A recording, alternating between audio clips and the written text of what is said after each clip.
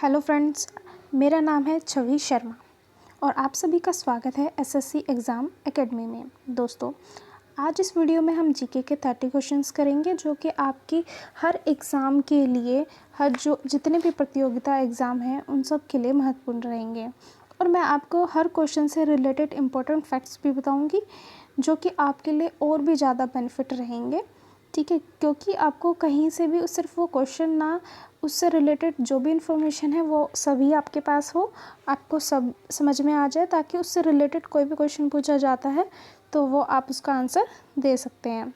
दोस्तों, आपको क्वेश्चन अच्छे लगे, वीडियो अच्छी लगे तो वीडियो को लाइक ज़रूर कीजिएगा और अपने दोस्तों के साथ शेयर कीजिएगा। तो चलिए हम स्टार्ट करते हैं आज का हमारा वीडियो। तो जो हमारा फर्स्ट क्वेश्चन है वो है, किस देश में आदिवासी भाषा सेके बोली जाती है? तो ये बोली जाती है नेपाल में। ठीक है, सेके भाषा का अर्थ है स्वर्ण भाषा। ठीक है, क्या अर्थ है? स्वर्ण भाषा। ठीक है, सेके का ये मीनिंग है।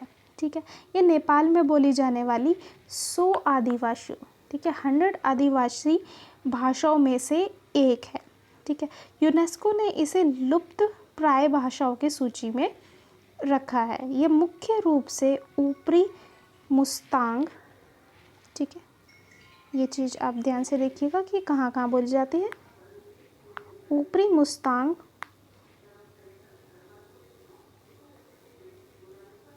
जिले के ये ज़िला है, इसमें बोली जाती है कहाँ पर?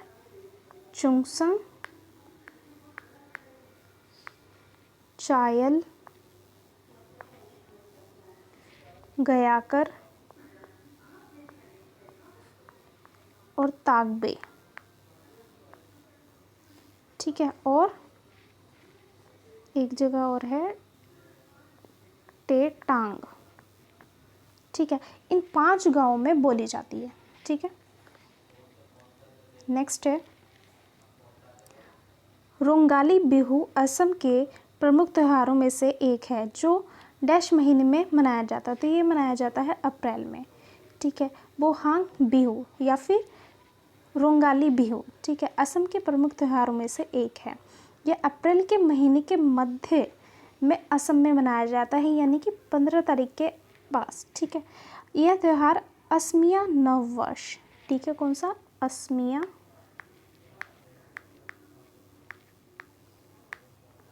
नववर्ष की शुरुआत और वसंत आने के जश्न में मनाया जाता है। ठीक है, नेक्स्ट है, नेक्स्ट क्वेश्चन है, एयरटेल पेमेंट बैंक ने भुगतान बैंक के ग्राहकों को व्यापक कार बीमा की पेशकश करने के लिए किसके साथ साझेदारी की है? तो ये किया है भारतीय एक्सा जनरल इंश्योरेंस के साथ। ठीक है, ये भुगतान बैंक के ग्राहकों को व्यापक कार बीमा के पेशकश करेगा। Smart driving, private car insurance, दुर्घटना, चोरी, प्राकृतिक और मानव निर्मित आपदाओं के कारण जो भी वाहन को नुकसान होता है उसकी वित्तीय सुरक्षा ये प्रदान करेगा। ठीक है, नेक्स्ट है, वैश्विक शिक्षा पुरस्कार 2020 के विजेता के रूप में किसे नामित किया गया था? तो ये नामित किया गया था रणजीत सिंह देसाले को। ठीक है, ये जो देसाले हैं, ये जो रणजीत सिंह देसाले हैं, ये महाराष्ट्र के ज़िले में प्राथमिक विद्यालय परतापुर, ठीक है, कहाँ? परतापुर में पढ़ाता है। इन्हें युवा लड़कियों के जीवन के बदलने का श्रेय दिया जाता है। ठीक है दोस्तों, मैं बहुत ही आराम आराम से बोल रही हूँ ताकि आप नोट डाउन करना चाहें तो आप नोट डाउन भी कर सकते हैं। कौन भारत की सतह से सतह पर मार करने वाली पहली बैलिस्टिक मिसाइल है? तो ये है पृथ्वी। ठीक है, पृथ्वी एकीकृत निर्देशित मिसाइल विकास कार्यक्रम द्वारा निर्मित भारत की पहली स्वदेशी रूप से विकसित बैलिस्टिक मिसाइल है। ठीक है, यह पृथ्वी का विकास स्टार्ट हुआ था 1983 ठीक है। और जिसका पहली बार परीक्षण हुआ था वो हुआ था 25 फरवरी 1988 को, ठीक है। 25 फेब को 1988 में इसका परीक्षण किया गया था। आपसे डेट भी पूछ ली जाती है कई बार कि इनका जो परीक्षण था वो कब हुआ था, तो ये इसको हुआ था 25 फरवरी 1988 को, ठीक है। और इसका जो कार्य शुरू हुआ था 1983 को हुआ था, ठीक है। अब तक जो पृथ्वी के जो संस्करण है वो कितने हैं, वो 3 संस्करण हैं, ठीक है। ये आपसे क्वेश्चन पूछा जा सकता है कि कितने संस्करण हैं, तो 3 संस्करण है। एक है पृथ्वी 1, ठीक है, पृथ्वी 1, एक सेकंड और एक है थर्ड, ठीक है। नेक्स्ट क्वेश्चन पर चलते हैं। भ्रष्टाचार बोध सूचकांक किसके द्वारा जारी किया जाता है, तो ये जारी किया जाता है ट्रांसपेरेंसी इंटरनेशनल के द्वारा, ठीक है। 7th है, दक्षिण भारत के नेपोलियन के रूप में किसे जाना जाता है, तो ये जाना जाता है राजेंद्र चोल को, ठीक है। राजेंद्र चोल को अपनी सैन्य विजय के कारण दक्षिण भारत का नेपोलियन कहा जाता है, ठीक है। इन्हें पंडित चोल भी कहा जाता है, ठीक है। इनको राजेंद्र चोल के साथ नेपोलियन के साथ क्या कहा जाता है, पंडिता चोल, ठीक है। पंडिता चोल भी कहा जाता है। इन्होंने गंगई टोक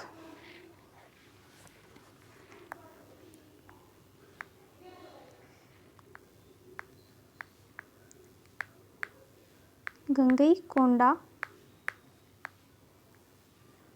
ठीक है, गंगई कोंडा चोल का खिताब भी अपनाया था। इन्होंने तमिलनाडु में नई राजधानी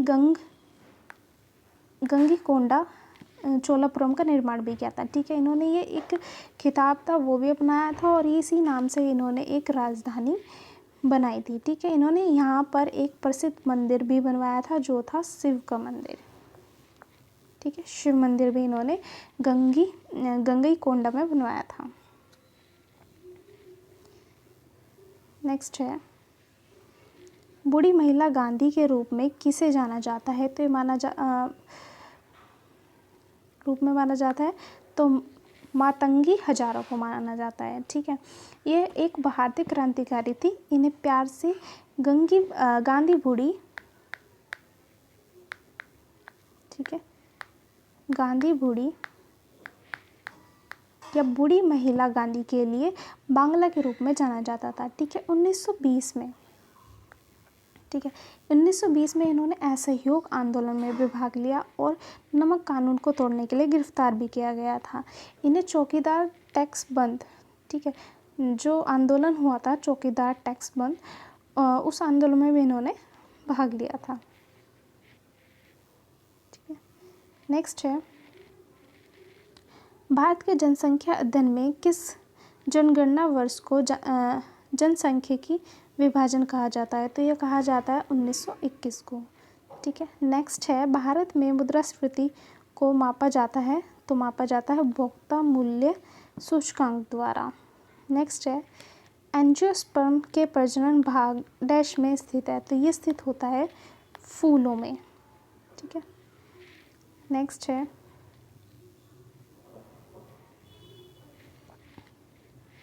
नेक्स्ट क्वेश्चन है हमारा, ध्वनि हवा से होकर हमारे कानों तक पहुंचती है और हमें डैश प्रदान करती है, तो क्या प्रदान करती है, ध्वनि की अनुभूति प्रदान करती है, ठीक है। मानव शरीर में कोशिका गुणसूत्र होते हैं कितने, 46, 23 के जोड़े होते हैं, ठीक है। और ये महिला और पुरुष दोनों में सेम होते हैं, ठीक है। ऐसा नहीं कि अलग अलग होते हैं, महिला में भी इतने होते हैं और पुरुष में भी इतने ही होते हैं, ठीक है। नेक्स्ट क्वेश्चन है हमारा, किस सुल्तान से निजामुद्दीन औलिया ने भेंट करने से इनकार कर दिया था, तो कर दिया था अलाउद्दीन खिलजी से, ठीक है। शेख जो निजामुद्दीन औलिया थे इन्होंने 7 सुल्तानों, ठीक है, कितने 7 सुल्तानों का राज्य देखा, लेकिन यह कभी भी किसी के दरबार में नहीं गए थे, ठीक है। अलाउद्दीन खिलजी ने इनसे मिलने की आज्ञा मांगी तो इन्होंने उत्तर में क्या कहा कि मेरे मकान के 2 दरवाजे हैं, ठीक है, आपसे कभी भी कोटेशन भी पूछी जा सकती है कि लाइनें दे दी जाती हैं कि किसने बोला था, ठीक है, इसलिए मैं आपको बता रही हूँ। जब अलाउद्दीन खिलजी ने इनसे आज्ञा मांगी थी मिलने की, तो इन्होंने कहा था कि मेरे मकान के 2 दरवाजे हैं, यदि सुल्तान एक के द्वारा आएगा तो मैं दूसरे के द्वारा बाहर चला जाऊंगा, ठीक है। इन्होंने अलाउद्दीन खिलजी से मिलने से इनकार कर दिया था, ठीक है। नेक्स्ट है सूफी सिलसिलों यानी कि संप्रदायों में कौन संगीत के विरुद्ध था? तो था विरुद्ध नक्शबंदी, ठीक है। नक्शबंदी पंथ की स्थापना जो हुई थी वो हुई थी 14वीं शताब्दी में, ठीक है, 14वीं शताब्दी में ख्वाजा बहाउद्दीन ने की थी, ठीक है। किसने की जी? ये की थी 14वीं शताब्दी में ख्वाजा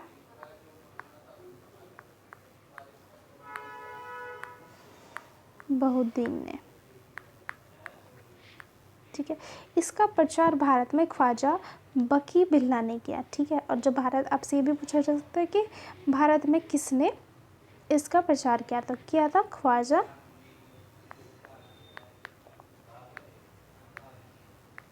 बकी बिल्ला ने,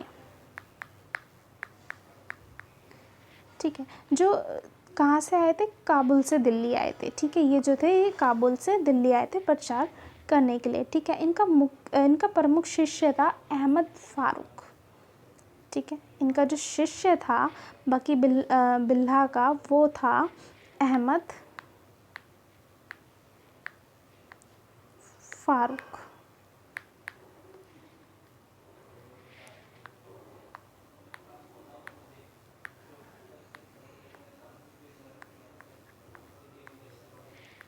ठीक है। सरहिंदी,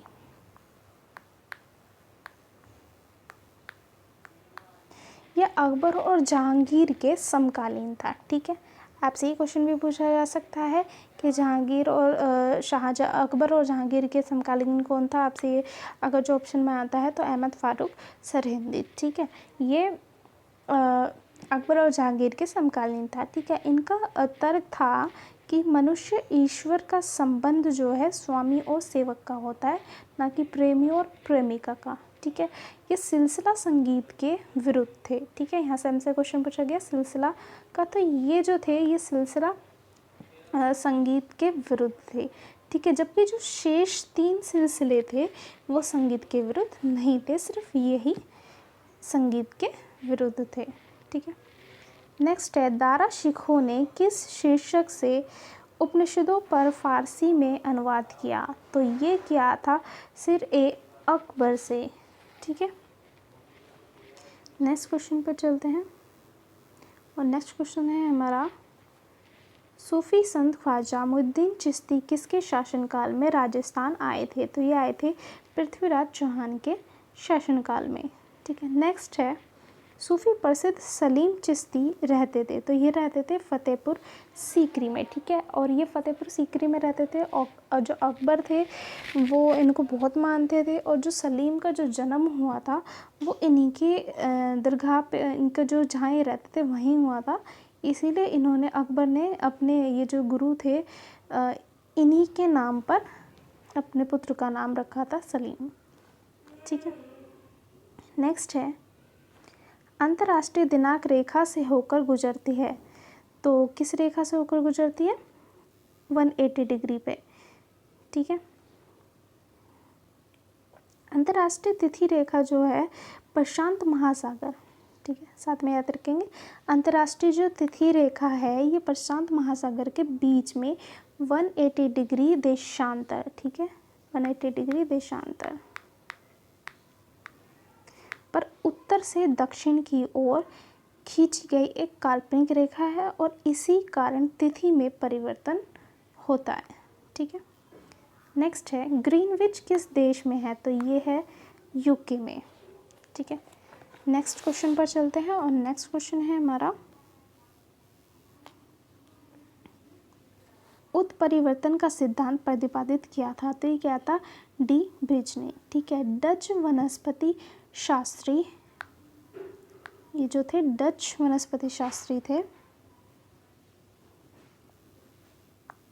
ह्यूगो डी ब्रिज, ये इनका पूरा नाम है। ठीक है, इन्होंने उत्परिवर्तन का सिद्धांत प्रतिपादित किया था। नेक्स्ट है, जैव विकास के संदर्भ में सांपों में अंगों का लोप होने को स्पष्ट किया जाता है। तो स्पष्ट किया जाता है अंगों का उपयोग तथा अनुप्रयोग किए जाने से। ठीक है, नेक्स्ट है, प्रयोग और अनुप्रयोग का कानून किसके द्वारा प्रतिपादित किया गया था? तो ये किया गया था लामार्क के द्वारा। ठीक है, जो प्रयोग और अनुप्रयोग का जो कानून है वो लेमार्क द्वारा प्रतिपादित किया गया था। नेक्स्ट है 24 नंबर, और इसमें पूछा गया है वह समिति कौन सी है जिसमें राज्यसभा का कोई सदस्य नहीं होता? तो वो समिति है प्राक्कलन समिति। ठीक है, जो प्राक्कलन समिति है इसमें सिर्फ लोकसभा, ठीक है, राज्यसभा का कोई नहीं होता, लोकसभा के 30 सदस्य, ठीक है, 30 मेंबर होते हैं, जिसमें राज्यसभा का कोई भी सदस्य नहीं रखा जाता। ठीक है, तो कौन सी है? प्राक्कलन समिति। नेक्स्ट है, योजना पत्रिका का प्रकाशन कहाँ से होता है? तो ये होता है सूचना एवं प्रसारण मंत्रालय द्वारा। ठीक है, योजना पत्रिका का प्रकाशन भारत के सूचना एवं प्रसारण मंत्रालय द्वारा के अधीन प्रकाशन विभाग द्वारा किया जाता है। ठीक है, नेक्स्ट है, गोल्डन हैंडशेक स्कीम किससे संबंधित है? तो ये है स्वैच्छिक सेवा निवृत्ति से। ठीक है, इसे गोल्डन हैंडशेक योजना भी कहा जाता है। ठीक है, नेक्स्ट है, किन 4 देशों को एशियन टाइगर कहा जाता है? तो कहा जाता है हांगकांग, सिंगापुर, दक्षिण कोरिया और ताइवान को। ठीक है, ये 4 क्षेत्र एशिया के प्रथम औद्योगिक क्षेत्रों में से थे। ठीक है, इन्होंने आरंभिक 1960, ठीक है, 1960 से लेकर 1990, ठीक है, 1960 से लेकर 1990 के दशक तक अभूतपूर्व प्रगति की थी। ठीक है, इसलिए इनको एशियन टाइगर कहा जाता है। नेक्स्ट है, अर्थशास्त्र का नोबेल पुरस्कार किसने स्थापित किया? तो ये किया था स्वीडन का सेंट्रल बैंक ने। ठीक है, नेक्स्ट है, द फ्यूचर ऑफ इंडिया नामक पुस्तक का लेखक कौन है? तो है विमल जलान। ठीक है, जो विमल जलान है ये भूतपूर्व राज्यसभा, ठीक है, राज्यसभा सांसद व भारतीय रिजर्व बैंक के गवर्नर थे। ठीक है, इन्होंने 22/11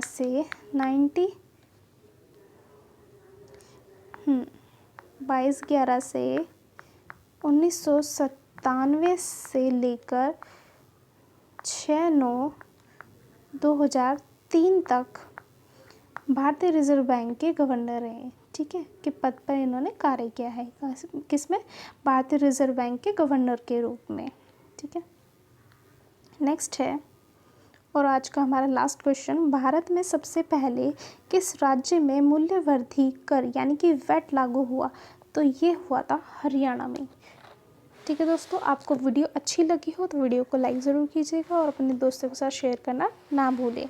ठीक है, और जो भी लोग आज नए जुड़े हैं, जिन्होंने पहली बार देखा है, जिन्होंने चैनल सब्सक्राइब नहीं किया है, तो प्लीज़ चैनल को सब्सक्राइब कीजिएगा और बेल आइकन को प्रेस कीजिएगा, ताकि आपको कोई भी वीडियो मैं अपलोड करूँ तो वो उसका नोटिफिकेशन आपको सबसे पहले मिले और आपको ज़्यादा टाइम ना लगे और आपको तुरंत वीडियो मिल जाए। ठीक है दोस्तों, तो हम मिलते हैं हमारी नेक्स्ट वीडियो में। ठीक है, बाय बाय।